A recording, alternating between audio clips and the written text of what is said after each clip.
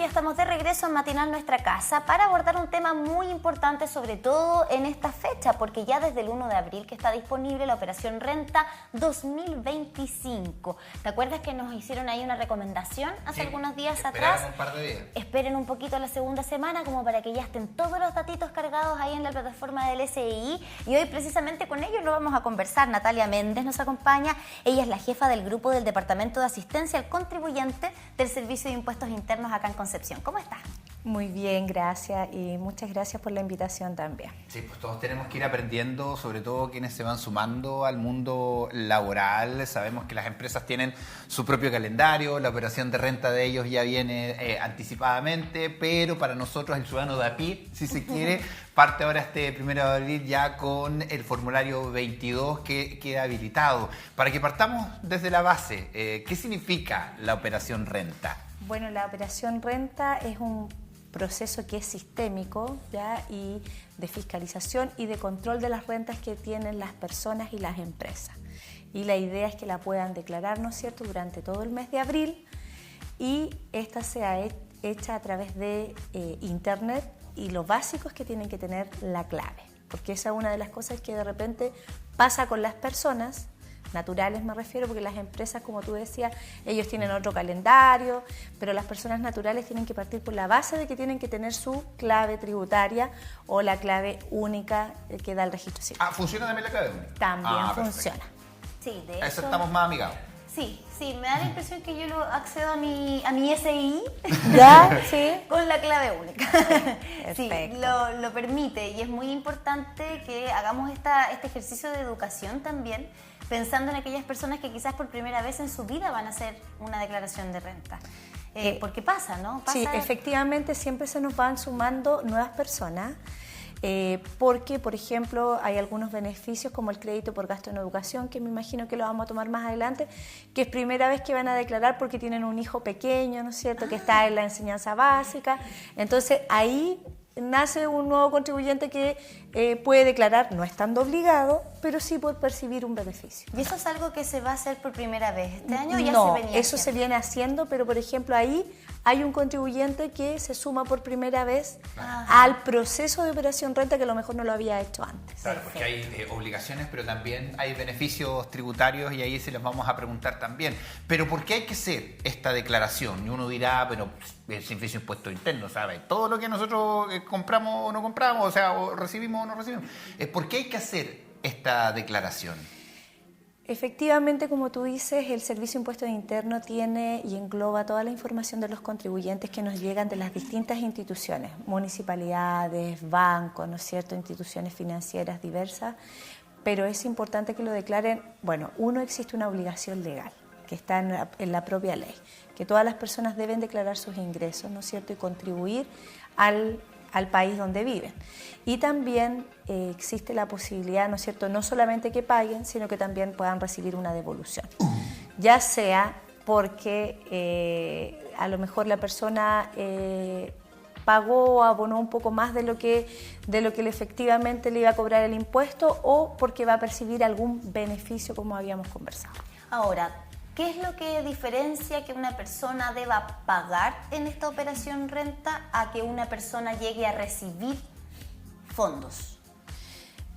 Básicamente, cuando los ingresos de las personas son superiores a lo que ellos han pagado a través de sus PPM, que son los pagos provisionales que ellos hacen mensualmente, o si esta persona, por ejemplo, se le estaba cobrando el préstamo y eso es un 3%, pero en realidad hay una diferencia porque su cuota a cancelar es un poco mayor, puede surgir una diferencia y ahí le toca pagar, no le toca devolución. Todo esto depende del cálculo que se haga a través del formulario 22, ya que a todo esto el formulario presenta varias facilidades, porque el servicio te entrega una propuesta, sobre todo las personas naturales.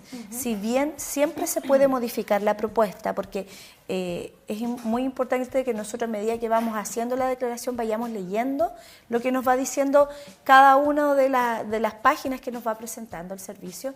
Entonces ahí dice que si necesitas complementar tu declaración, también lo puedes hacer. ¿Y esa revisión qué sería el error más común que se pueda presentar? Porque claro, hay algunos que bajan la aplicación, a propósito, las aplicaciones del Servicio de Impuestos Internos son majestuosas, sobre todo la de las boletas. ¿Qué tenemos que revisar? Porque claro, Camila decía que no hay que llegar y aceptar. Miren, como estamos hablando de las personas naturales, que son como el ciudadano a pie que ustedes decían, es súper importante que se revise que todo lo que yo pagué en el caso del honorario, porque ese es un error común, las personas declaran a través del formulario 29, del formulario mensual, declaran la retención. Si por algo se hubiesen equivocado de línea, esa retención no va a estar completa. Entonces ahí uno dice, uno revisa y dice, ya, yo tuve de honorario, no sé, 500.000 pesos todos los meses, pero hubo un mes o que tuve un poco más y ahí pagué más y no me cuadra porque yo pagué un poquito más. Entonces es súper bueno revisar cuánto es lo que yo he pagado versus lo que me está presentando la declaración de renta. Entonces así me puedo dar cuenta que a lo mejor hay alguna baja que no corresponde. Entonces, ¿que me está cobrando de más? Que coloqué de menos lo que yo pagué, porque yo pagué todos los meses una retención, pero resulta que cuando la voy a ver en la propuesta de declaración de renta es más baja. Entonces puede ser, una de las explicaciones es que efectivamente la persona se haya equivocado de línea en el formulario y declaró un poquito, y la declaración, la propuesta presenta menos. Entonces ahí ellos efectivamente pueden modificar esa información. Ahora, ese pago de retención al que se refiere es el 14,5% que hoy día se descuenta de la boleta de honorarios. Ese es el de hoy día, el 2025. Claro, porque hasta el año pasado era 13,7. 25, sí. Ya, entonces eso es lo que pagábamos, entonces con eso es lo que estamos trabajando hoy en día. Con el 13,25. Claro.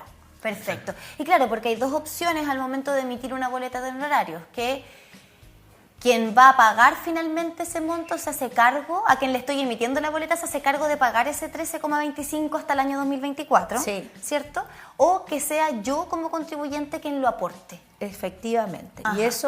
Y si yo lo aporto, ahí muchas veces podría haber un error y también podría haber un error si me lo hace un tercero. Sí, una Entonces es súper importante que la persona cuando vaya a declarar, porque las personas naturales, la verdad es que la propuesta es como no es tan extensa como la de una empresa. Entonces es bueno mirar, ya, tengo tantos honorarios, tengo tantos sueldos. Y en el sueldo yo me acuerdo que yo pagué impuesto único. Claro. Que es el impuesto que uno, si la persona lo quiere ver, en la liquidación de sueldo aparece un ítem de impuesto único, si es que le descontaron. Y eso tiene que estar en la declaración de renta. Entonces, si ellos saben, saben que no aparece esta información. Entonces, cuando estamos en los primeros días, la persona puede esperar un poquitito. ¿Por qué? Porque es importante que hable con su empleador en el caso de los sueldos. Y que le informe que la declaración no está presentando todo el impuesto que él pagó el año pasado. Entonces, ahí están esas pequeñas diferencias que pueden hacer que la persona tenga que complementar la información. Y obviamente que cuando ya va llegando el plazo final de la declaración, que en el caso de las declaraciones con pago, ¿no es cierto?, es al 30 de abril y las declaraciones con devolución o sin pago son hasta el 10 de mayo. Entonces, ahí es importante que podamos hacer el cambio, pero si el empleador no lo alcanza a hacer, la persona igual puede declarar su información teniendo la información certera y va a tener que esperar que el empleador haga la rectificatoria, en este caso, de la declaración jurada de sueldo para que después todo esto converse, porque la idea es que la declaración... Claro, todo tiene que cuadrar. Ahí es cuando a las personas en el fondo les pasa lo que nadie quiere que les pase, que les queda observar la declaración. Claro. Pero entre antes hagamos estos cambios, es mejor porque la persona va a recibir su devolución, por ejemplo, en la fecha que corresponde. Claro, que ese es el afán también, de hacerlo lo antes posible para recibir de los primeros... Y lo entendemos perfectamente. Claro. Bueno, pero ya le vamos a preguntar por la devolución, si es devolución o no. Pero quería preguntarle qué engloba el pago de impuestos. Porque claro, estamos hablando de las personas que dan boleta de honorario, pero se van sumando, por ejemplo, personas que han ganado por inversiones, por ejemplo, depósitos a plazo, dineros extras. ¿Qué es lo que incluye esta ganancia? Es que la declaración de renta engloba todo. Ya, por ejemplo, todo lo que sea ingreso yo tengo una cuenta de ahorro o un depósito a plazo, ¿no es cierto? Si hay una diferencia a favor o una pérdida, se tiene que agregar a la declaración. Independiente del monto. Y eso va en la propuesta. Lo que pasa es que las declaraciones tienen montos que son que estando afectos por ley te los dejan exentos de pago. Entonces, hasta ciertos montos a lo mejor no te van a cobrar, pero igual tienes que colocar la información.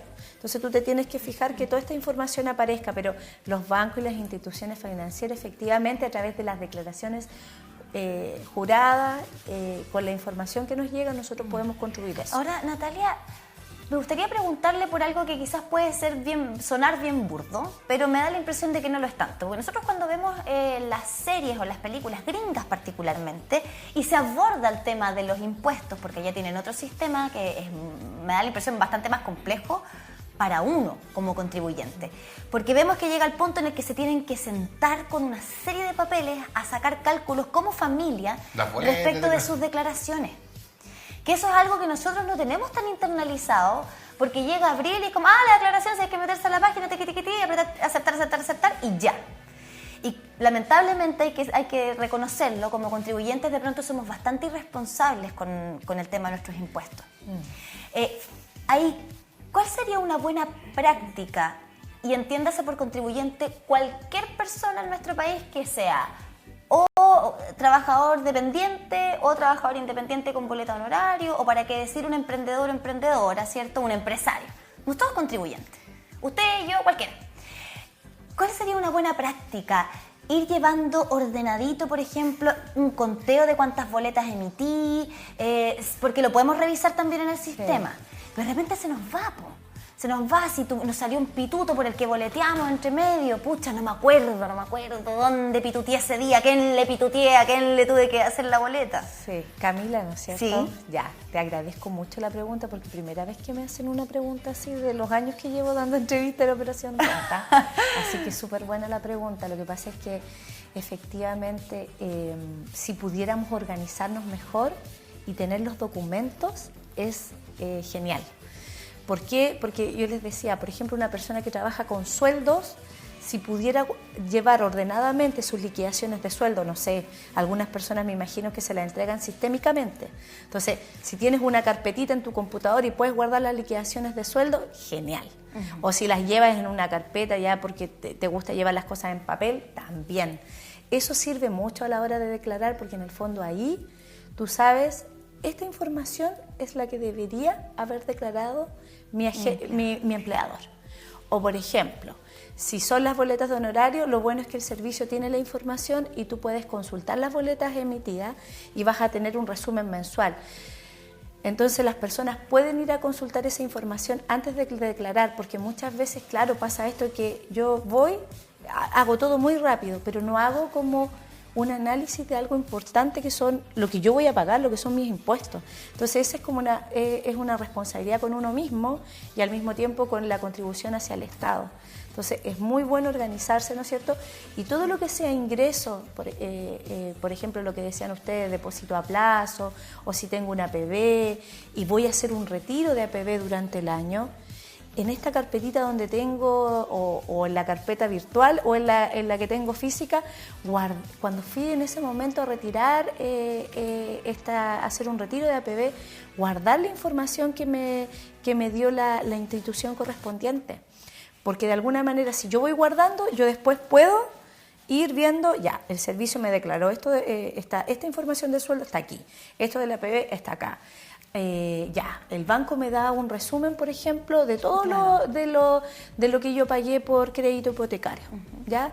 Entonces, esa información, porque muchas personas en realidad no muchas personas, hay personas que llegan, que son algunas, y van a la oficina porque no tienen la información sobre el crédito hipotecario. Y el banco, si les emiten certificado, ustedes lo pueden bajar de la página del banco, ¿no es cierto? Y es importante que lo puedan ir a ver. ¿Ya? ¿Por qué? Porque aquí tengo esto y esto es lo que me van a rebajar. Porque en el fondo hay beneficios que son rebajas a la base del impuesto. Si yo gané en el año, no sé, 30 millones de pesos o gané 15 millones de pesos, Y si yo estoy pagando un crédito hipotecario, lo que yo pagué por intereses, no la cuota total, quiero ser súper enfática en eso, lo que pagué, porque está el capital, ¿no es cierto?, y el interés. ¿Ya? Entonces, para que me entiendan todos los ciudadanos, lo que corresponde a interés, eso me sirve como una rebaja a la base de los 15 millones, entonces eso me puede provocar o que paguen menos impuestos o que me den una devolución. Entonces, es importante porque es dinero para el bolsillo. O sea, claro que de repente apelamos a, oiga, si el trámite no se demora más de 5 minutos, pero pucha, démosle un poquito más de tiempo. Pues claro, a lo mejor el sistema te permite hacerlo en 5 minutos, pero uno debiese tener también esa responsabilidad de ojalá sentarse una horita a revisar sus cosas. Claro, es que la idea de tener todos estos documentos no solamente es para Servicio de Impuestos Internos, sino que también para el mismo trámite que estamos haciendo. Para el banco, no, pues si nosotros pues si usted me entregó un papelito que dice otra cosa, entonces también hay un tema ahí con la entidad en la cual estamos haciendo esta transacción para guardar ese datito, porque sin duda también esto tiene como consecuencias que el Servicio de Impuestos Internos en nuestro país es un ejemplo a nivel mundial.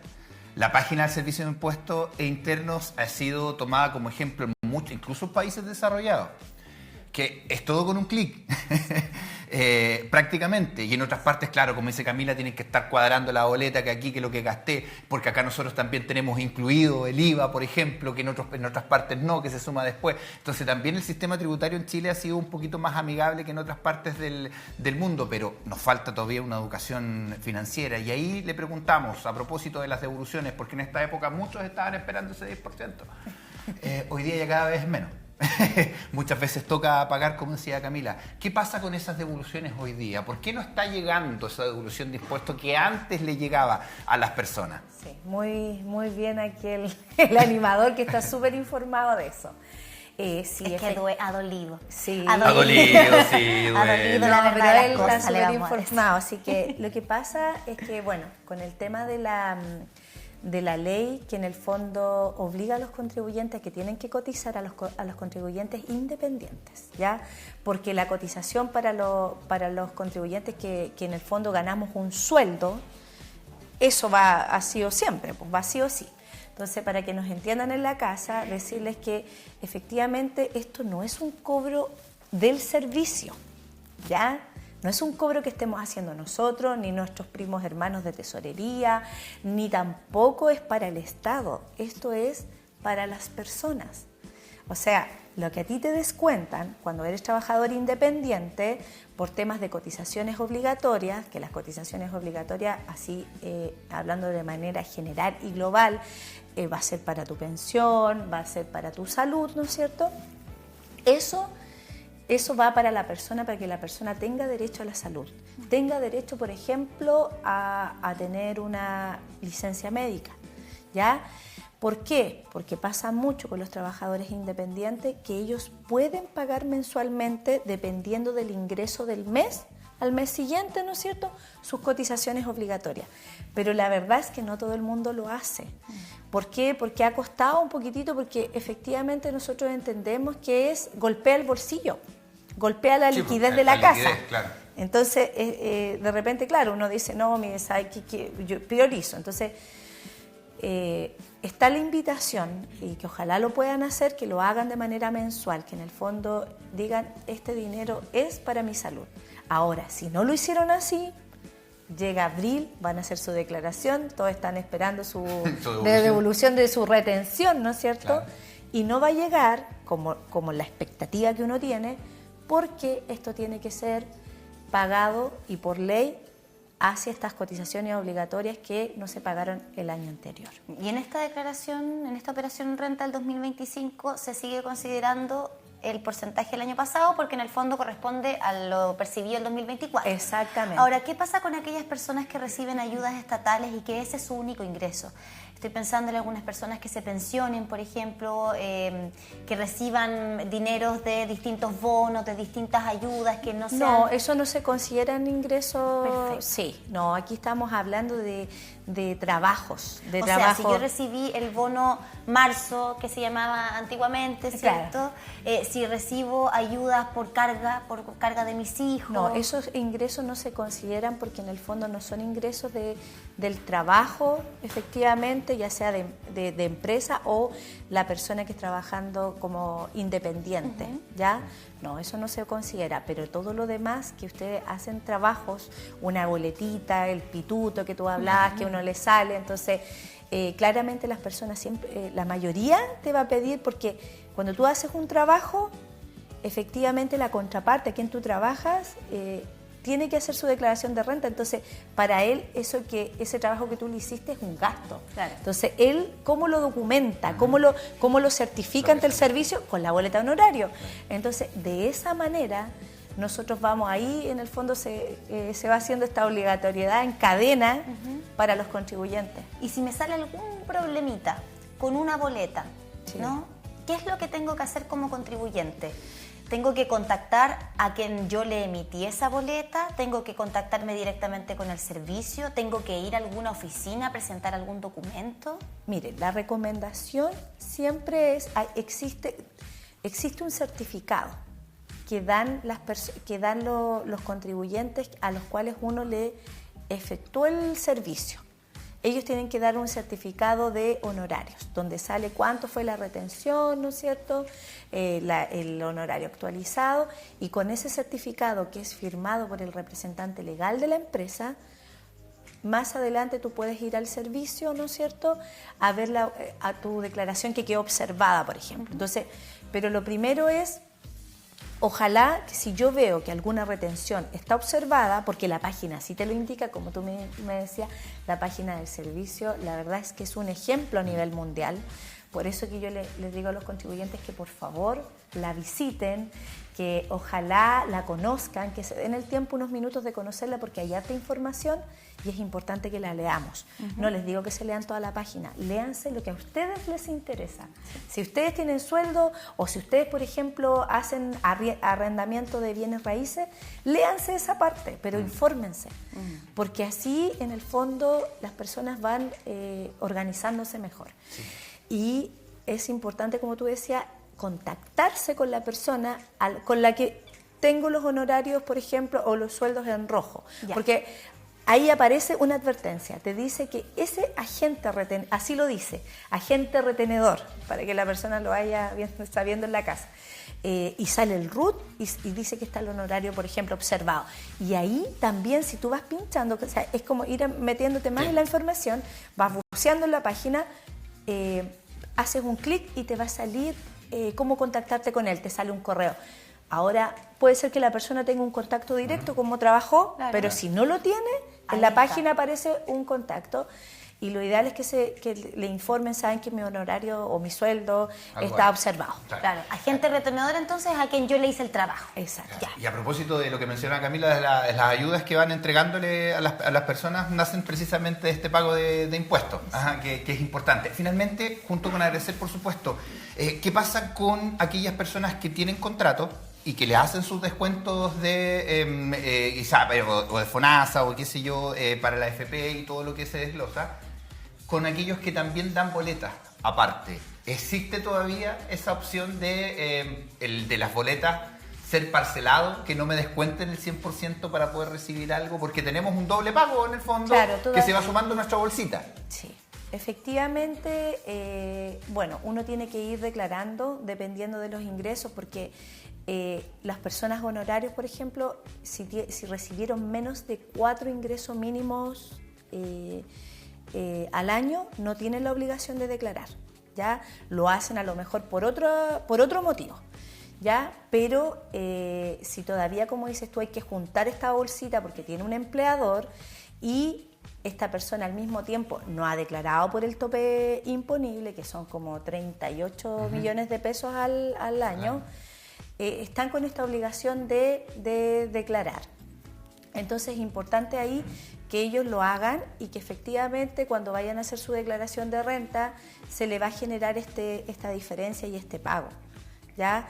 Y si a mí me cotizaron por mi empleador, porque él pagó las cotizaciones obligatorias, si yo di una boleta de honorario y no pasé el tope imponible, igual tengo que declarar por esa diferencia. Todo esto se soluciona si la persona se hace la organización en el año de ir declarando mensualmente las cotizaciones obligatorias. Esa es la única manera de no tener que en la declaración de renta hacerlo a través de su pago con las retenciones. O sea, mientras esté ordenado eso, que el 13,25 del año pasado y el 14,5 desde el 1 de enero de este 2025 esté pagadito mes a mes por cada boleta que se emitió, ahí no vamos a tener esa problemática. Claro, pagando lo que corresponde al servicio y a las cotizaciones obligatorias. Y me gustaría decirles que hemos desplegado todo una coordinación en el servicio, que estamos atendiendo en varios puntos de atención en el Gran Concepción, para que las personas que quizás no tienen la posibilidad, entendemos que existe la brecha digital y como servicio la asumimos. Ahora, felicitar a los contribuyentes, porque la verdad es que nos hemos dado cuenta de que muchos de ellos ya saben declarar y no se acercan. Entonces, las personas que están concurriendo a estos centros son personas que tienen mayor brecha digital, que no saben manejar el Internet, y nosotros como servicio estamos ahí para apoyarnos. Estamos en San Pedro, en INACAP, en Concepción, en la Universidad del Biobío, en la sede, también en la Universidad del Biobío, en la ilustre Municipalidad de Concepción, en la Universidad Católica, que es en el primer piso de la facultad, en Alonso Rivera. También estamos en Universidad Católica La Santísima Concepción, acá en Caupolicán 459. La Facultad de Derecho, sí. También Universidad de Concepción, Sala de Capacitación, Facultad de Ciencias Económicas Administrativas, en AYEP, que se queda en Angol, en el Instituto Previsional Virginio Gómez, en Arturo Prat, piso 8, Universidad Santo Tomás, y también estamos en las distintas comunas como Lota, Los Ángeles, Leu. Perfecto. Ya todo esto está publicado. Súper, muchas gracias. En la página de internet, para que la visiten. Gracias por estar acá. ¿Ves? El servicio de impuestos está en todos lados y nosotros también estamos en todos lados. Estamos en canal9.cl, estamos en Facebook, estamos en TikTok y también estamos en Instagram.